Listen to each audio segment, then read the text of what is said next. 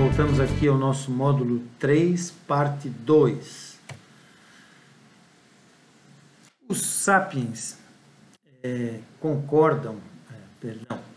os paleontólogos sapiens, né, eles concordam que a introdução de proteína animal no regime alimentar humano foi fundamental para a evolução, principalmente do nosso cérebro, como a gente viu na parte 1, a partir de um determinado momento, o cérebro cresce, seja ocasionado por um maior aporte energético, uma dieta mais calórica, né? Ou se foi essa dieta calórica que leva ao aumento do cérebro.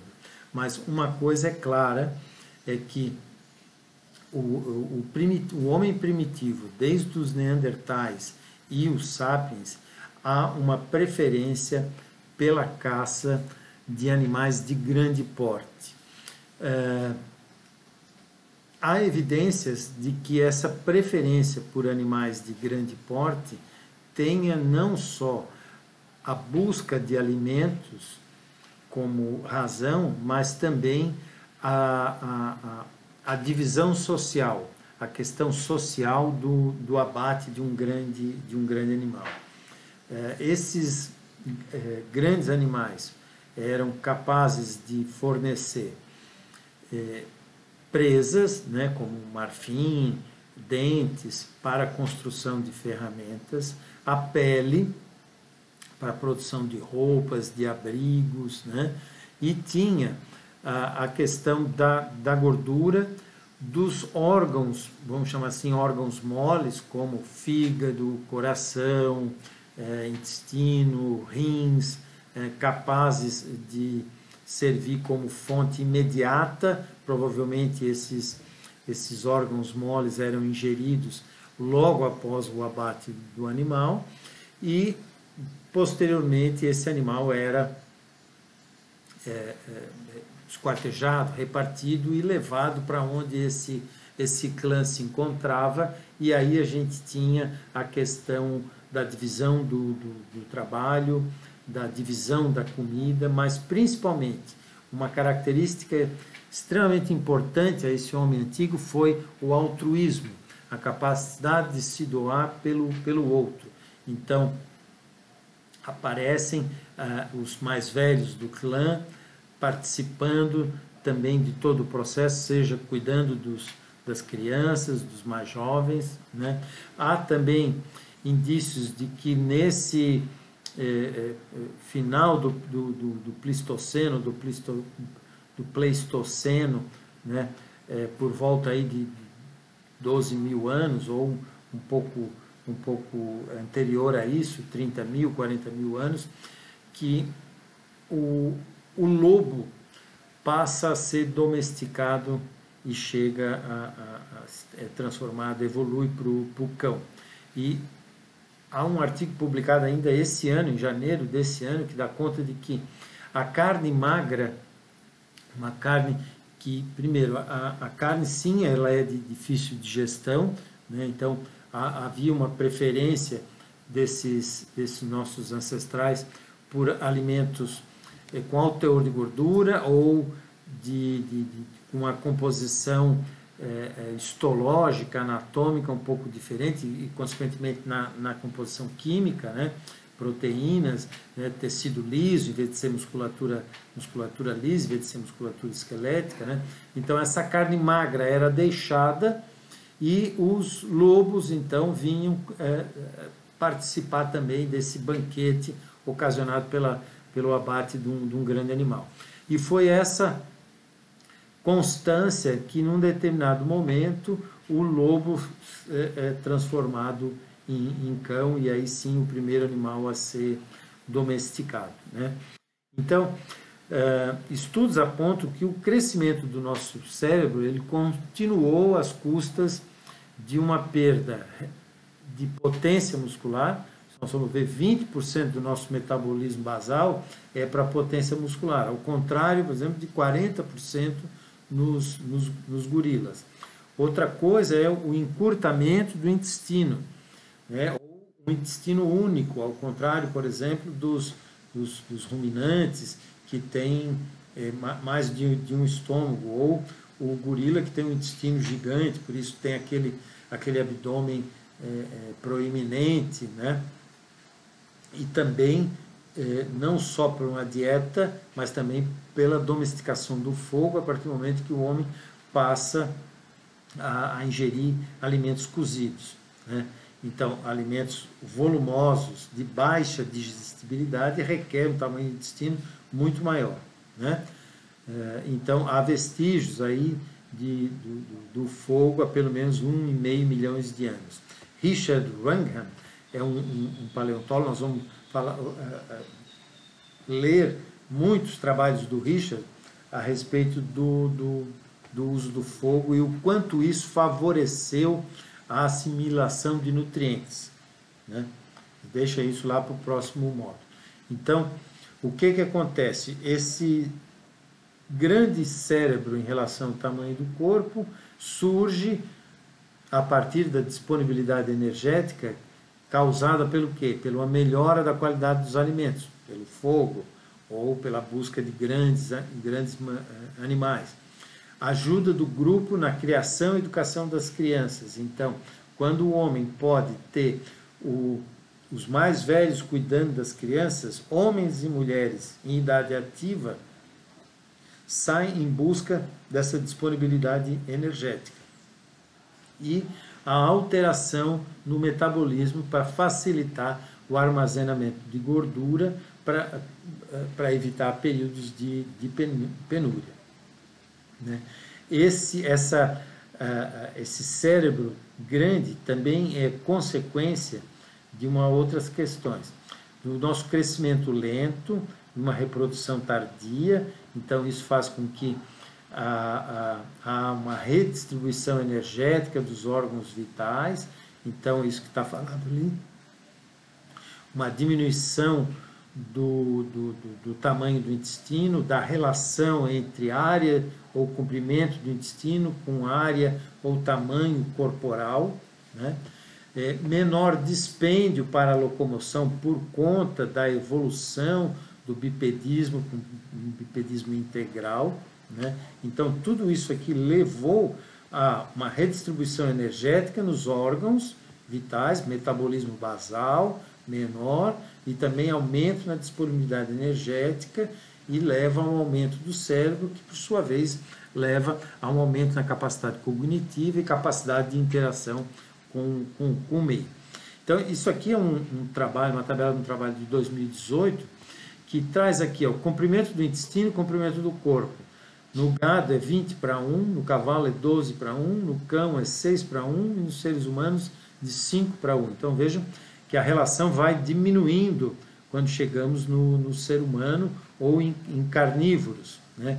Herbívoros, o gado e o cavalo, carnívoros, o cão e o humano, ou onívoros. A área superficial do trato gastrointestinal com a área superficial corporal, também é outra relação numérica. 3:1 no gado, 2,2:1 no cavalo, 0,6:1 no cão e 0,8:1 no cão. Então vejam que o cão e o homem têm essas relações de comprimento ou de área muito semelhantes, né? Então, os carnívoros, eles tendem a ter um estômago bem mais ácido, bem desenvolvido e um intestino delgado longo, né? Então, o humano tem um estômago simples, um intestino delgado relativamente alongado, nós temos aí cerca de 6 a 8 metros de intestino delgado, e seco e colo reduzido, né? O intestino grosso reduzido, sugerindo uma dependência de uma dieta de alta qualidade e que a carne é, sim, um componente preponderante, tá? Bom, o comportamento alimentar, esse comportamento dos sapiens e do Neandertal, por busca de grandes animais, etc., mas talvez tenha sido o comportamento alimentar dos Neandertais, que eram extremamente adaptados para viverem naquela condição. Mas quando chega os sapiens, nos últimos aí 40 mil anos, nós vamos ver que há cerca de 27 mil anos atrás, o Neandertal deixa de existir. Então, cerca de 10 a 15 séculos dividindo o meio ambiente leva os Neandertais à extinção. E o que levou o Neandertal à extinção, né? Muito embora eles tenham, sim, convivido com os sapiens, trocado material genético, houve, sim, relacionamento sexual, descendentes de sapiens com Neandertal. Muito provavelmente de um macho sapiens com uma fêmea Neandertal. Estudos genéticos apontam que provavelmente o macho Neandertal não conseguia engravidar a fêmea sapiens, mas o inverso era possível, né? Então, os Neandertais que comiam e caçavam exclusivamente animais grandes, com muita pouca contribuição de plantas ou pequenos animais, né? Isso era favorável num contexto de ecologia onde eles viviam. Eles viviam num ambiente com facilidade de encontrar essas caças, mas a densidade demográfica do Neandertal era extremamente pequena. Então, eles tinham, não sofriam uma necessidade ou não tinham pressão do ambiente para buscar estruturas sociais mais complexas, como, por exemplo, a divisão do trabalho, e a divisão do trabalho é uma característica dos sapiens, né?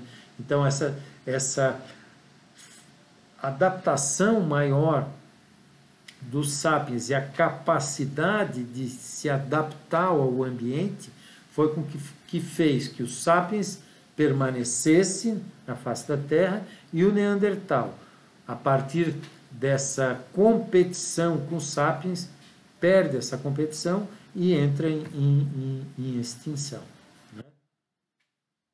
Agora, a dieta humana, nos últimos tempos, principalmente de 280 mil aos últimos 25 mil anos, sugere que o sapiens vai atrás de mais recursos alimentícios e aí começa a ingerir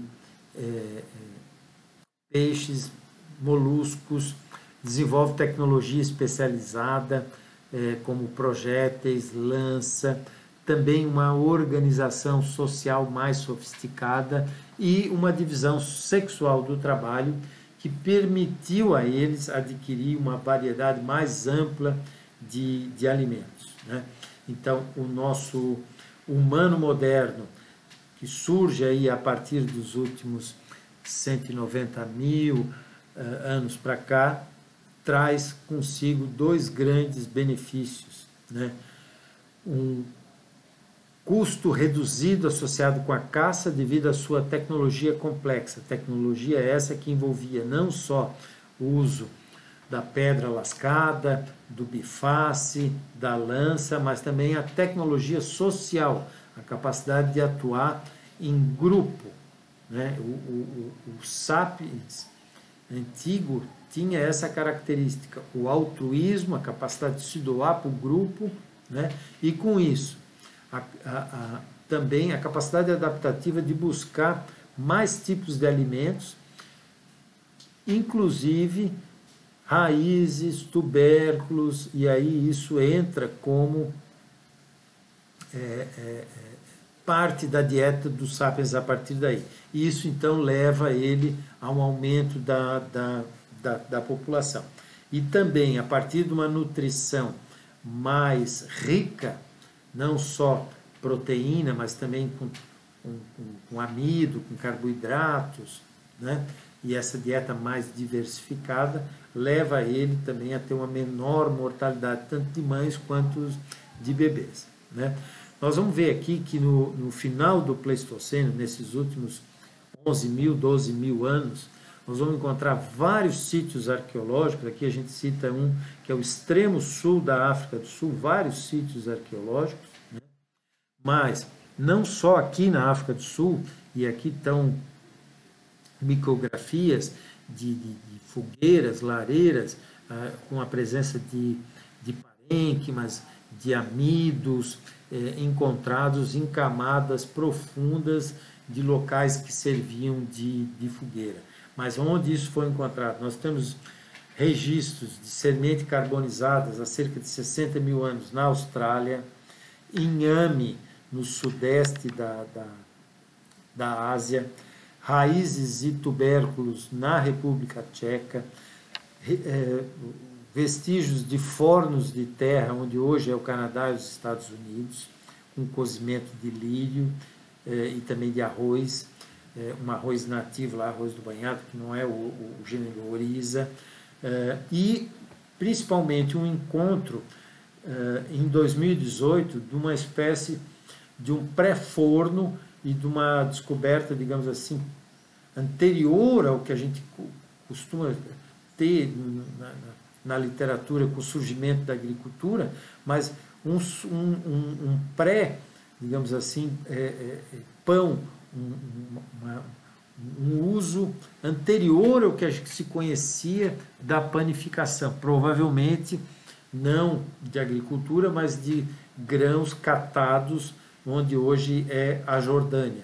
Então, todos esses dados sugerem que a dieta moderna humana de amido não é só uma característica a partir do advento da agricultura, mas que plantas ricas em amido tiveram sim um papel importante na dieta desses caçadores-coletores anterior ao advento da agricultura, e aí estamos falando do advento da agricultura de 14 mil anos para cá, mas que antes disso já havia sim o consumo de amidos e principalmente com o uso do fogo. Bom, então esse sapiens moderno, ele acaba ocupando o espaço que dividia com neandertalenses, ele evolui desses outros hominídeos, né? Essa é a nossa linhagem humana aqui, e a partir do momento onde ele se estabelece, ele provoca a extinção dos grandes mamíferos herbívoros, como o bisão, o mamute, os ursos das cavernas, os rinocerontes lanudos, né? E também provoca a extinção de outros seres humanos que viveram mais ou menos na mesma época que ele e no mesmo ambiente, entre eles os neandertais, os denisovanos e o homem de flores, né? Essas extinções foram produzidas, sim, por conta de que essas espécies foram diminuindo, mas que a presença dos sapiens e a sua capacidade cognitiva e de fazer a leitura do ambiente modificava a sua condição de vida, porque ele tendia a se expandir demograficamente por conta da sua capacidade cognitiva muito maior. E aí essa capacidade, essa necessidade de crescimento tem origem social, porque os sapiens, ele investe mais do que qualquer outra espécie na sua descendência, nos seus filhos, né? Mas isso se traduz com a presença de uma hierarquia familiar, dos avós, dos bisavós, avós, pais, filhos, os tios, etc. Então, esse clã, munido desse altruísmo característico do sapiens, né, é que leva essa complexidade social e cultural, é que leva essa singularidade evolutiva, não só as estruturas biológicas, mas sim a estrutura social. E aí, esse sapiens, essa fábrica de sapiens, é um somatório das características biológicas com as suas características culturais. E, a partir disso, chega-se a uma modelagem da biologia humana através da cultura, pela alimentação, pela escolha do cônjuge, né, e pelo modo de vida, né, uma altitude elevada, trabalhar, pescar, trabalhar em prol do clã, em prol do grupo, com altruísmo, né, e isso faz então com que os sapiens, de acordo com aquilo que nós vimos ali na parte 1, no esquema A, no modelo Out of Africa, saia da África a partir dos dos últimos 300 mil anos, e em cerca até os últimos 14 mil anos ocupe todo o planeta, né, a ponto de que nosso último módulo lá no final do semestre vai ser o momento em que o Sapiens sai do planeta Terra em busca de novos mundos. Então, essa busca pelo crescimento demográfico, pela necessidade de expansão, é que tem causado, né, também tantos danos ao planeta, nessa necessidade de expansão do Sapiens, do ser humano moderno. Tá bom?